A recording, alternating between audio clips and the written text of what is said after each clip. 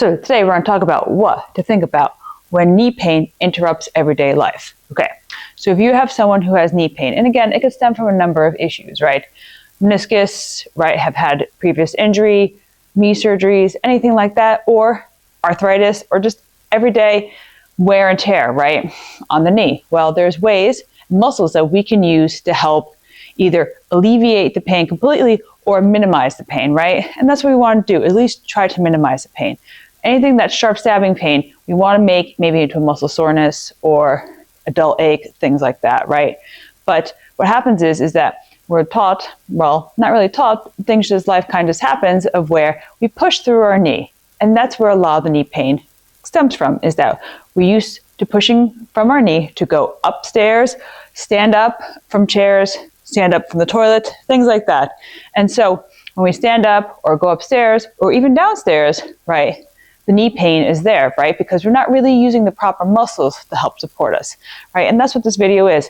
It's to explain which muscles we can use to help support us, you know, going, again, up and down stairs, in everyday life, getting up and down from a chair, the toilet, even walking or standing for that matter, all right? So let's start with going up from the stairs.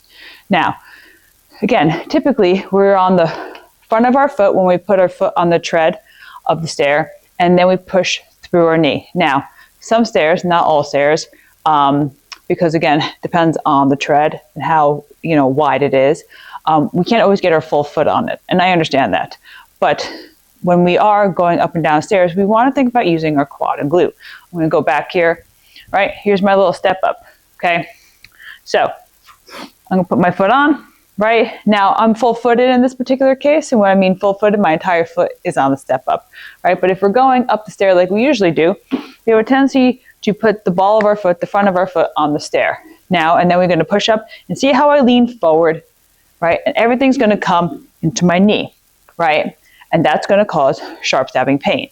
And the other topic I'm going to cover a little bit later on is foot pressure, but I'm going to bring it up here as well, right? I'll bring it up also when we do sit to stands, coming out of a chair, is that when we put foot pressure, right, sometimes we'll push to the outside of our foot, to the inside of our foot, right, more towards the front, more towards the back. If you're pushing more towards the outside or the inside, that's going to travel up your knee and into your kneecap. And again, that's where a lot of the sharp stabbing pain comes from. So we want to be thinking about being full-footed. Even on a stair, right, where a tread may not be wide enough to put our entire foot on, and that just the front of our foot is there, we want to think about being full-footed in the front of our foot. Okay, now with that being said, again, we have a tendency, especially if it's a steep set of stairs, to want to lean forward to kind of push ourselves up. Again, we don't want to push through the knee. You want to use your quad, your thigh, and your butt or your glute. So when you go to push up, right, you're going to squeeze your butt, squeeze your quad, and push yourself up onto the stair, right? And then continuously repeat up the stairs. If you're able to go stair over stair, right? One foot, then the other foot, then the other foot, okay? So that's something to practice. If you have stairs at home, right? Put your foot on the stair, squeeze your butt, squeeze your thigh, engage your abdominal muscles. Your abdominal muscles are very important because that's what's going to help support you, right? Not your lower back, not your shoulders, right? Those, we don't want that support to go there. We want the support to come from our abdominal muscles, right? So foot goes on the stair, or in my case, the box, right? I'm going to push using my butt and my thigh. I'm going to breathe out and I'm going to come up, right? When I pushed up, this is where my muscles were working to push me up, right? My knee was working in a way because it's moving because I'm going up, but I'm not pushing from my knee. And that's very important. We don't want to push through the knee, but we get so used to pushing through the knee through our entire life that, again, wear and tear, meniscus issues, arthritis, and things like that are aggravated because we constantly push through our knee. All right, so practice that at home, right? Thinking about squeezing your quad and your glute, or your thigh and your butt. Now, most of the time, it is harder to squeeze the thigh than it is the butt. So I always encourage people to start using squeeze their butt first and engage their abdominal core. What do I mean by engage your abdominal core? Tighten your abs. Think about pushing your abs back towards your spine, right? Because that's what we want to do. We want to push our abs back towards our spine and help support our lower back. So Again, the breathing out helps push our abs back when we breathe out. Typically, when we go to do exercises, we have a tendency to breathe out, not on the exertion, right? But I want you to breathe out on the exertion, okay? So going back to my stair again, here it is. I'm gonna put my front of my foot on the stair like we typically would do, right? I'm gonna squeeze my butt and my thigh, if you're able to, and push yourself up, right? If you can, go up and down the stairs, or if you just want to do it on one stair, right? Alternate, switch legs, and push yourself up that way, making sure, again, squeeze your butt and then your thigh. Push you up, engage your abdominal core, breathe out to help push you up, okay? So that's thinking about going up and down stairs. Going down a stair, how it can help, right? So typically, from what I hear, is that when you're going down the stair, right, sometimes we lead with the good leg or the bad leg, whatever. Test it out, see what works, okay? When you go down, because your muscles work differently going down than they do going up and then from walking. So again, squeezing whatever foot is going down, right? So this leg is going down. I'm going to squeeze the quad and the glute of the leg that's still on the stair to help support me. And again, engage my abdominal muscles to help support me. Breathe out, right? And then the leg comes. Now, when the leg comes down off the box, right, just don't drag the foot, because that's leading with your knee. I don't want you to lead with your knee as you come down, okay? You want to think about leading from your hip, okay? Woo! So, stepping down, right? I squeeze my quad and glute here. I'm lifting from my hip to bring my leg forward, because again, if you lift with your knee, your foot's going to drag, right? And then we could fall down the stairs, or we can hurt our knee even more, and our knee is going to be in pain, right? We want to support the knee. How do we support the knee? Quad, thigh, glute, butt, right? Even going up the stairs, again, we have a tendency to want to lead with our knee. Don't, because when we do, we point our toe, and then I'm going to end up kicking the stair, especially if it's a higher stair, and then we're going to trip going up the stairs, right? Think about lifting from your hip. It's a bit exaggerated, but if you exaggerate the motion at first, lifting with your hip, your body becomes used to doing the motion, right? Engage your abdominal core, squeeze my butt and my thigh, breathe out, push myself up, okay? So, things to think about when going up and down the stairs. And it is a lot of things to think about, right? But that's what exercise is. And that's what life is. Thinking about the muscles we need to use to help us properly go up and down stairs, stand in and up out of chairs, walk down a hill, whatever the case may be, right? If we get the muscles trained during exercises, then they can help us in everyday life, okay? So that's kind of going up and down stairs. Again, squeeze your butt and your thighs to help support the knee. Engage your abdominal core to help support the rest of the body. Breathe out on the exertion. Remember, use your hip, right, to lift up onto the stair and lift up to bring the leg down the stair, all right? Again, the more you do this, the more the body gets used to it, and you don't have to think about it as much because you've developed new muscle memory. But if something goes wrong and you have pain in your knee, you know how to correct it. And again, that's very important. Using the muscles that we need to use, right, and getting used to it so that when we don't think about it and then we feel the pain in the knee, we can be like, oh wait, you know what? Maybe I didn't squeeze my quad and glute in that one, and I know how to fix it. Okay, so from there, we're gonna move on to standing out of a chair. Okay, I'm gonna grab my handy dandy chair. Okay, so, all right. Typically, when we get out of a chair, we have a tendency to shift our feet all the way back so our toes are behind our knees, right? And then we lean forward and we stand up and we push through our knee. We don't want to lean over like a ski jumper, okay? We want to have our toes in front of our knee, and we want to squeeze, again, guess what?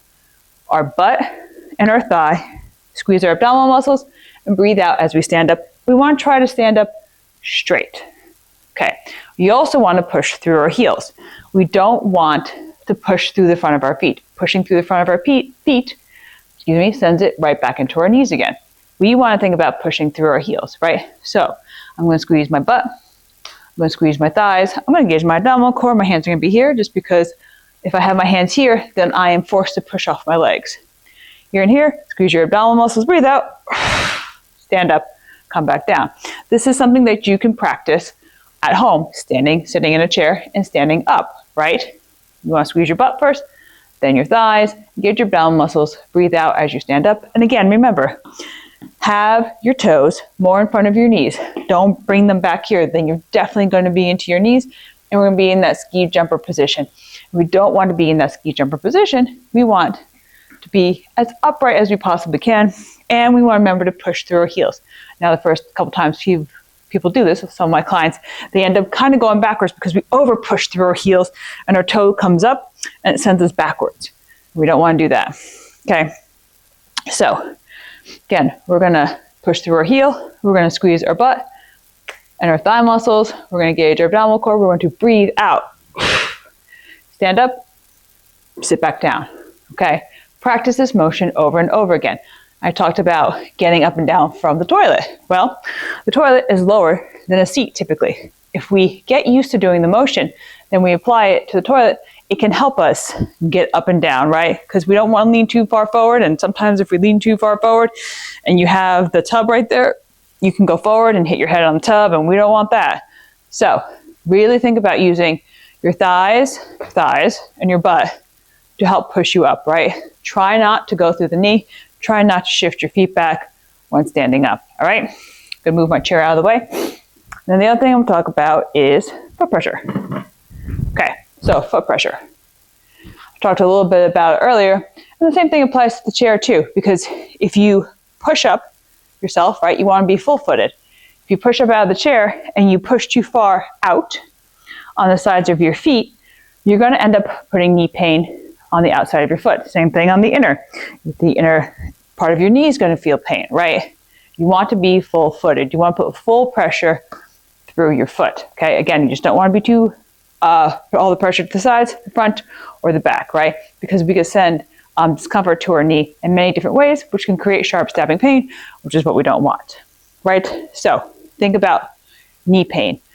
Think about being full-footed. Now, sometimes even standing, right? We could just end up standing. I'm going to exaggerate a little bit. My feet are going to go out to the side like this, right? Because this is sometimes just how we stand. And all the pressure is going out to the outsides of our feet. Okay, well, then guess what's going to happen? We're going to get knee pain up the sides of our knee, up the sides of our leg, and into our knee. If you stand with your feet in, again, same thing, up into your knee. So if you start developing knee pain and you're just standing there, think about how is my pressure in my feet? Am I being full-footed? Am I leaning too much to one side? Am I leaning too much to the outside of my feet or the inside of my feet? All right, again, be body aware, be body conscious. If you start to feel at certain places, right, then recognize what it is and try to make adjustments. And also, pain's a big thing. What kind of pain are we having? The brain recognizes your most intense pain as all your pain. And it's one of my biggest things I have to work with my clients is when they say it hurts, well, what does it mean? Sharp stabbing pain, muscle soreness, ache, tiredness, weakness. What is it? And most of the time, it's not sharp stabbing pain and muscle soreness. It's a ache, a weakness, a tiredness, right? And we can work through those, right? We don't want to work through sharp stabbing pain. Anytime you have sharp stabbing pain, stop. Adjust what you're doing, right? Just how you're going up and down stairs, how you're getting out of a chair, how you are standing, right? Think about those things and think about, is it sharp stabbing pain, a muscle soreness, an ache, tiredness, whatever the case may be, right? Because then you can really evaluate what's going on. And yes, if you are standing, and even if your knees are tired, then obviously take a seat, right? Because we want to relieve some of the discomfort, right? But then again, when you go to stand back up, you know, the brain's anticipating that it's going to hurt when you stood up because it started to hurt, soreness, ache, weakness, whatever the case may be, before sitting down. So the brain's anticipating it. It's going to be the same way again. And then we're nervous about getting up. And then we end up shifting our toes back and standing up improperly, right? We have to calm the brain. Tell the brain it's going to be okay, right? Let it overcome the fear and be like, you know what? It'll be okay when we stand up. Let's see how it is since we've taken a rest and things like that. All right, guys. So it's a lot of information, but it's something to really think about, right? We get knee pain every day. especially if you do because of, again, meniscus tears, surgeries, things like that, right? But these are just a few ways to either minimize it or maybe get rid of it, depending on the action you're doing. Again, going up and down stairs, right? The up is different than the down, but the muscles still need to work, right, to help support you. Use your abdominal muscles. Same thing with a chair. Going to a sit to stand or getting off the toilet, whatever the case may be. Don't have your toes too far back behind your knees, because then you're going to put all your pressure into your knees, okay? Become more aware of what your body's doing and listen to what your body's doing, all right? That's it for today. Thanks, guys. I'll see you in the next video. And remember to like and subscribe.